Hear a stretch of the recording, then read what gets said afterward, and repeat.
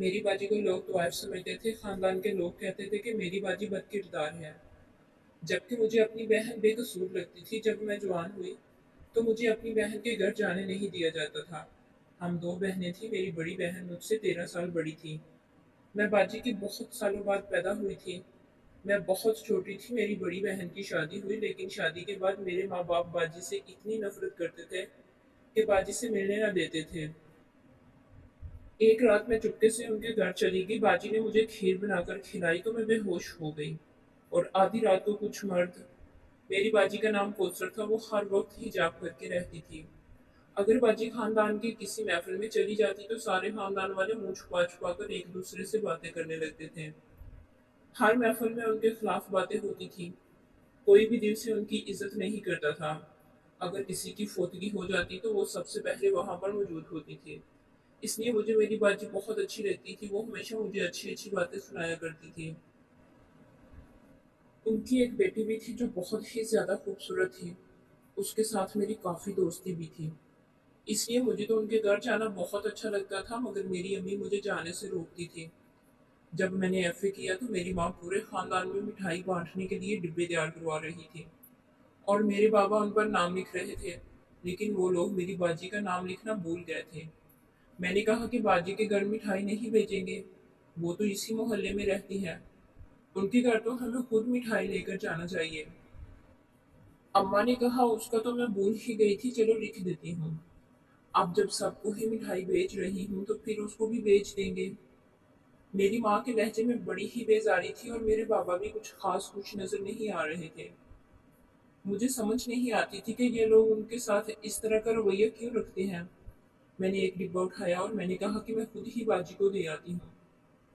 उन्होंने कहा कि तुझे जाने की जरूरत नहीं। मैंने कहा कि नहीं, मैं खुद जाऊंगी और जिद करने लगी। मेरी जिद के आगे मेरी अम्मा अब्बा दोनों चुप हो गए। जब मैं बाजी के घर गई तो वो मुझे हमेशा प्यार से ही बुलाती थी। कहती थी मेरी शहजादी ईमान आ गई है। लेकिन ये क्या बेटा, इतना छोटा सा दुपट्टा लेकर आई हो। मैंने कहा कि मैं जल्दी जल्दी इसमें बस ऐसे ही आ गई हूँ। उन्होंने मुझे समझाया कि नहीं बेटा, तुम बड़ी सी चादर ओढ़कर आया करो, अब तुम जवान हो गई हो। बेशक एक गली से दूसरी गली में ही जाना क्यों ना हो, किसी मर्द की नजर पड़ जाए तो अच्छा नहीं होता। मुझे उनकी ये बात समझाना बहुत अच्छा लगता था। मैं उनको बताने लगी कि मैंने कितने अच्छे नंबर दिए हैं। लेकिन थोड़ी देर बाद ही मेरे बाबा का फोन आ गया। मेरी बाजी ने कहा कि ईमान मेरे साथ बैठी है।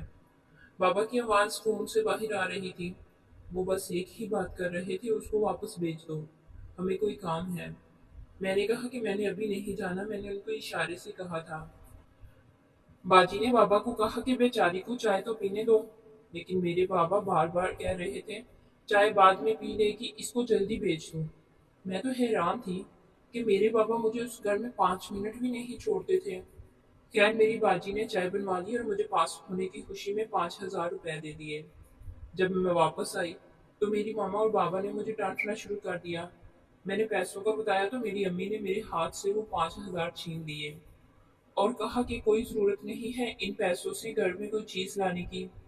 पैसे वहीं पर खड़े खड़े नौकरानी को दे दिए। मुझे पूरे खानदान में से किसी ने भी इतने पैसे नहीं दिए थे और आप लोगों ने मेरे पैसे नौकरानी को दे दिए।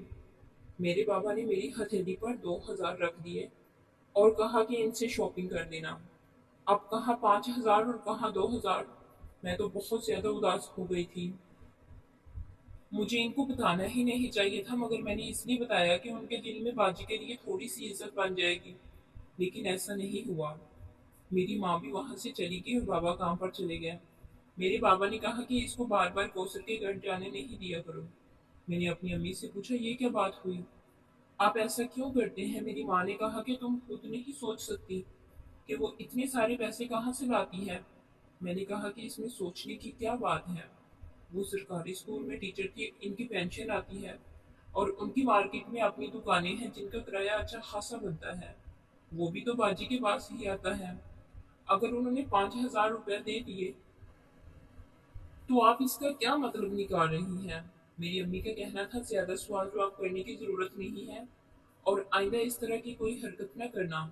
अपने घर में आराम से बैठो। अगले दिन अम्मी घर पर नहीं थी, वो बाजार गई हुई थी। जब मेरे घर में बाजी आई और मुझे एक शॉपर पकड़ा दिया। उन्होंने कहा कि मैंने मोहल्ले की खातून को उम्रा करने के लिए भेजा था और वहां से तुम्हारे लिए खजूरें और चाय नमाज ले आई हैं। मैं तो बहुत खुश हुई और अब तो मैंने पहले ही सोच लिया था कि मैं ये चीज़ें अम्मी को नहीं दिखाऊंगी। मैंने वो चीज़ें छुपा दी। बाजी बैठी ही थी कि मेरी अम्मी आ गई। उन्होंने ठीक से सलाम भी नहीं किया और पूछा कि कैसे आना हुआ।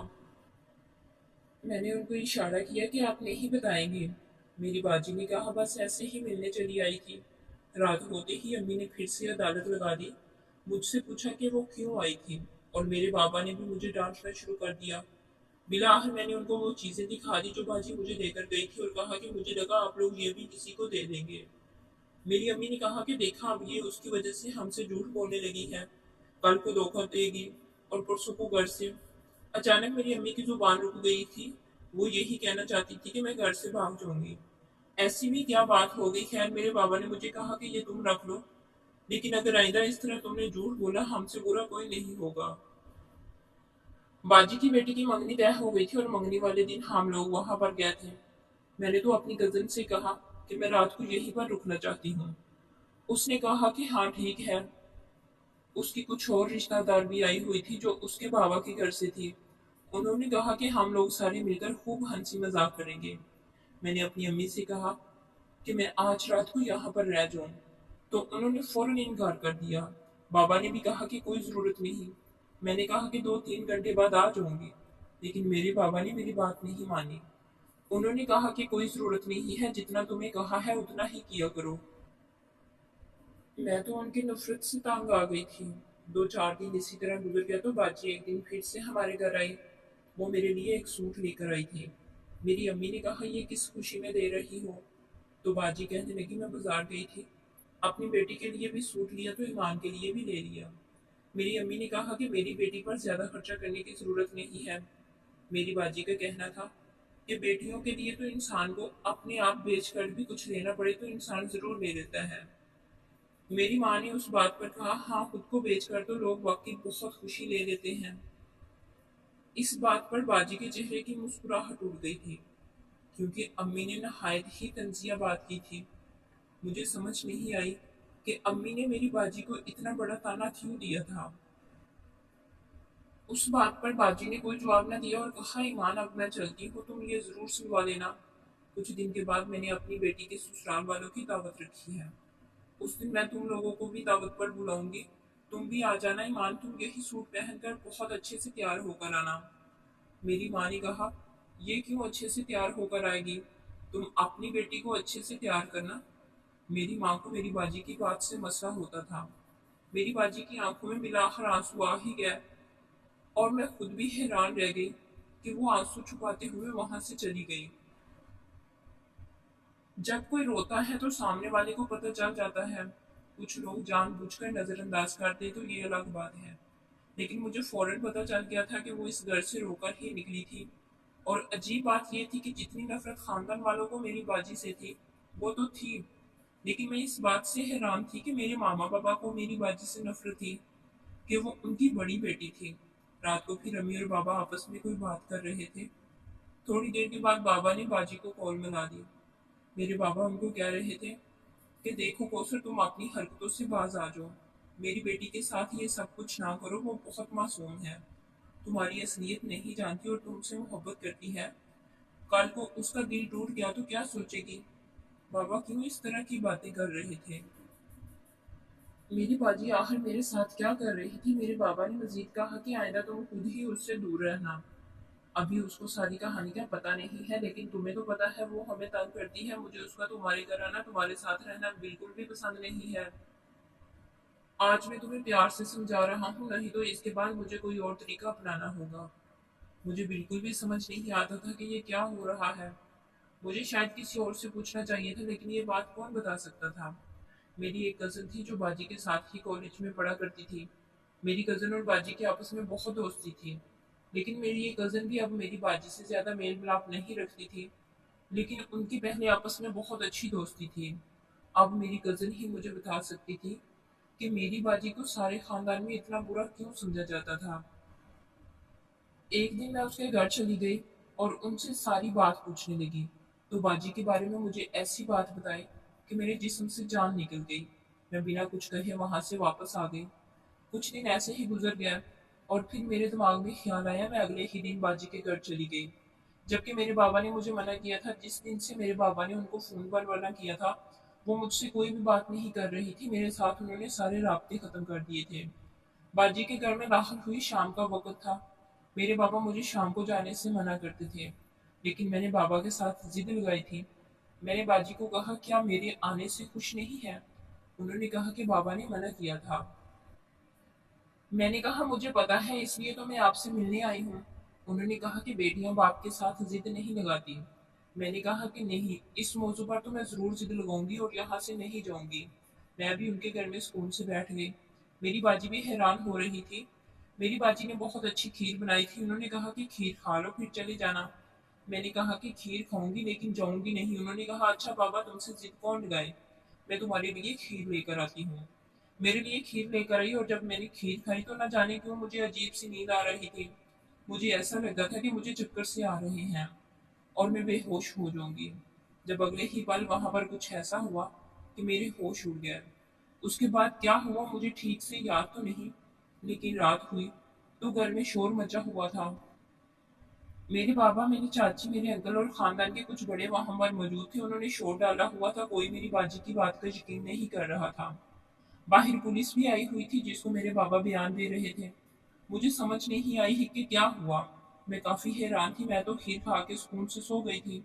सब लोग मेरी बाजी पर इल्जाम लगा रहे थे। जब मैंने अपने बाबा की जुबान से ये लफ्ज सुना कि तुमने मेरी बेटी को जानबूझकर बेहोश किया है क्योंकि तुम मेरी बेटी को किसी के हाथों बेचना चाहती थी, मैं हैरान रह गई। कुछ भी नहीं हुआ। दरअसल जब हम लोग वहां पर बैठे थे तो अचानक से घर में चोर घुस आए थे।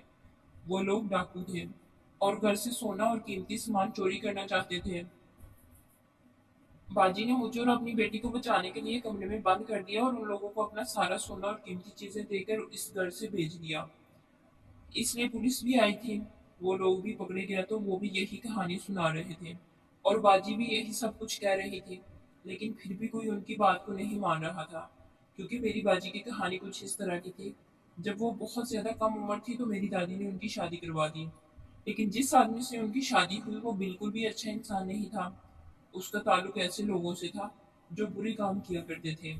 मेरी बाजी शादी के बाद चुप चुप रहती थी, किसी से कोई बात नहीं करती थी। ऐसा लगता था कि कोई बात है जो किसी को बताना चाहती हो।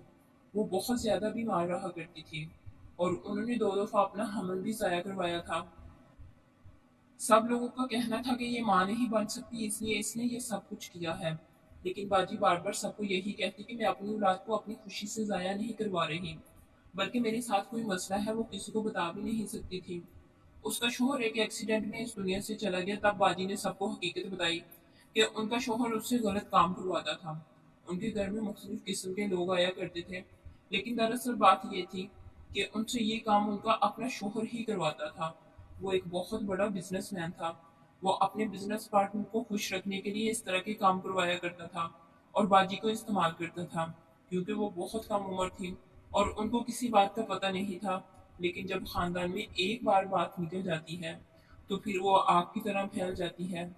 सब लोगों का यही कहना था कि बाजी का शोहर मर गया है और बाजी अपने गुनाहों पर पर्दा डालने के लिए अपने मरे हुए शोहर पर इल्जाम लगा रही हैं, जबकि वो ये सब कुछ अपनी मर्जी से करती रही है। लेकिन मेरी बाजी ने मुझे बताया था कि वो बेकसूर है, मगर मेरे अब्बा के साथ साथ पूरे खानदान वाले बाजी को अच्छा नहीं समझते थे। सब उन्हें बुरी औरत कहते थे और वो जो हमल मेरी बाजी ने जाया करवा दिए थे वो उनके शोहर की औलाद नहीं थे, इसलिए उनको मजबूरी में ये सब कुछ करवाना पड़ता था। उनकी बेटी उनके अपने शोहर की औलाद थी। मेरी बाजी ने तो इतना बड़ा जुल्म बर्दाश्त किया था। ऐसे इंसान से उनकी शादी हो गई थी जिसने खुद ही उनकी इज्जत को नीलाम करना शुरू कर दिया था। ऐसे हालात में वो क्या करती? जब उनकी शादी हुई तो सिर्फ 14 साल की थी। 14 साल की लड़की के दिमाग में कोई ऐसी बड़ी बात आ ही नहीं सकती। वो चुपचाप अपने शोहर के डराने से ये सारा जुल्म बर्दाश्त करती रही। उसके बाद जब उनका शोहर इस दुनिया से चला गया तो उन्होंने अपनी पढ़ाई की और वो टीचर बनी। उन्होंने कई उम्र और हज की और अपनी कमाई से जायदाद बनाई। वो अल्लाह ताला से अपने गुनाहों की माफ़ी मांग चुकी थी और इसलिए पूरा दिन ही उसकी इबादत में लगी रहती थी। वो बहुत से गरीब लोगों को उम्रा भी करवा चुकी थी। अल्लाह ताला तो माफ कर देता है, लेकिन ये इंसान माफ नहीं करता। यही वजह थी कि सब लोग उनको बुरा समझते थे, गलत समझते थे, और कहते थे कि ये अभी भी उसी तरह के काम करती है, और उनके घर में भी इस तरह के लोग आते हैं। तभी तो मेरी माँ ने मुझे उनके दिए हुए पैसे नहीं रखने दिए, मुझे उनके घर में जाने नहीं देती थी, रात को वहां पर रहने भी नहीं दिया करती थी। सारा खानदान उनको बुरा समझा करते थे, लेकिन अगर वो इतनी ही बुरी होती तो अल्लाह ताला उनको 3 से 4 दफा अपना घर देखने के लिए नहीं बुलाते। उनके घर में सब कुछ था, और आज भी जब चोर डाकू उनका पैसा लूट कर ले गया तो फौरन ही पकड़े गए, और उनकी सारी मेहनत की कमाई वापस आ गई थी। लेकिन ये बात अभी भी सारा खानदान समझने को तैयार नहीं था। वो लोग यही समझ रहे थे कि मेरी बाजी ने जानबूझकर मुझे अपने घर बुलाया, और जो लोग घर आए थे वो चोर डाकू नहीं थे, बल्कि खरीदार थे। बाजी रो रही थी। उन्होंने तो मेरी और अपनी बेटी की इज्जत बचाने के लिए अपनी जमा पूंजी निकाल कर रख दी थी, और हमारी इज्जत बचाई थी। और जब मैं खीर खा के भी होश हो गई थी, उसके बारे में मेरे चेकअप के बाद डॉक्टर ने बताया कि मेरा ब्लड प्रेशर अचानक से लो हो गया था, क्योंकि मुझे ब्लड प्रेशर का मसला पहले भी था। ये तो मेरे सारे खानदान को पता था, लेकिन कोई भी इस बात को अभी भी समझने के लिए तैयार नहीं था। पुलिस ने भी सारा कुछ वाजिया कह दिया कि ये डाकू तो पक्के मुजरिम हैं, आजकल इस मोहल्ले में आए हुए हैं। 2-3 घरों में इन्होंने चोरी भी की है। खैर, पुलिस की गवाही के बाद तकरीबन खानदान वालों के मुंह बंद हो गए थे। मेरे माँ बाप मुझे लेकर अपने घर आ गए थे, और मुझे कहा कि अब तुम दोबारा वहां कभी नहीं जाओगी। मैंने आते वक्त आंसू बहाते हुए बाजी को देखा और सोच में पड़ गई, क्या एक औरत का गुनाह कभी माफ नहीं किया जा सकता? क्या एक औरत अगर गुनाह कर दे तो उसके लिए मुआशरा उससे जिंदगी भर माफ नहीं करता?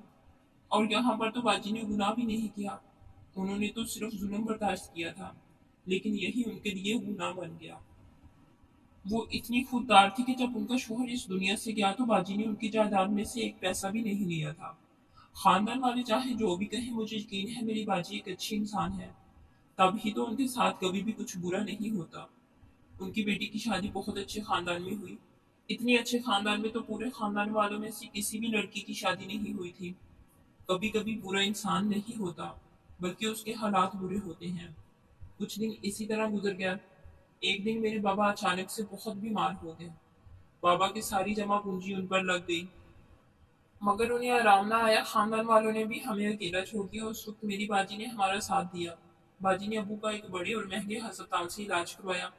1 माह के इलाज के बाद अब वो बिल्कुल ठीक हो गए थे। अब वो दिल ही दिल में शर्मिंदा थे कि उन्होंने अपनी बेटी के साथ क्या किया, लेकिन बाजी ने उन्हें आज तक इस बात का भी ताना नहीं दिया। वो कहती है, कोई बात नहीं, कोई किसी के बारे में क्या सोचता है, इससे क्या फर्क पड़ता है। अब हमारा ही घर है जहाँ पर बाजी का आना जाना होता है, और हम भी उनके घर आते जाते हैं, उनका ख्याल रखते हैं, और बाकी खानदान वाले अभी भी बातें करते हैं।